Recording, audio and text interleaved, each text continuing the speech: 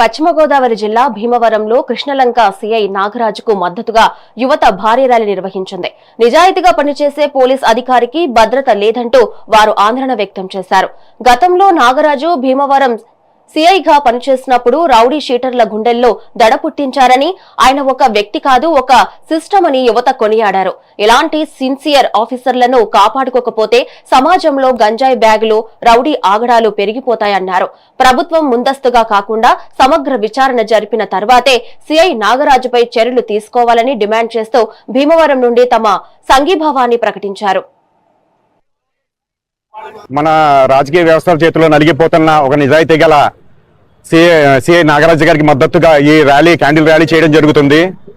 మన ప్రస్తుతం కొన్ని రోజుల బట్టి జరుగుతున్న ఈ ఇన్సిడెంట్ చూసి మన భీమవరంలో ఆయన దగ్గర 2 years వరకు ఇక్కడ వేగంగా పనిచేయడం జరిగింది.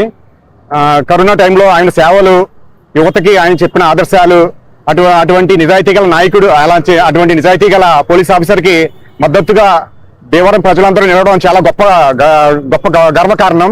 అటువంటి పోలీసుల్ని మనం కాపాడుకోవాల్సిన బాధ్యత మనపై ఉంది. వాళ్ళు ఫ్యామిలీని సాక్రిఫై చేసి ప్రతి విషయంలోనూ, గోండాలను అరికట్టడంలోనూ, అరాచక శక్తుల్ని అణగదొక్కడంలోనూ ఇతను ముందుండే సిఐ నాగరాజు గారికి ఇటువంటి పరిస్థితి తీసుకొచ్చిన రాజకీయ పార్టీలు ఎటువంటి విషయాల్లో ఇన్వాల్వ్ అవ్వకుండా మన రాష్ట్రంలో అనేక సమస్యలపై పోరాడాలి. కానీ ఇలాగా ప్రతి కులాల చిచ్చులు పెట్టే ఇలాంటి విషయాల్లో రాజకీయ నాయకులు ముందుండకూడదు.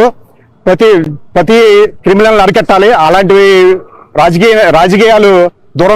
నాయకులు ఇటువంటి విషయాలకు దూరంగా ఉండి ప్రజలకి మంచి చేసే విధంగా ఉండాలి తప్ప ఇటువంటి మంచి పోలీసుని అణగదొక్కడం అన్నది చాలా విచారకరమైన విషయం. అలాగే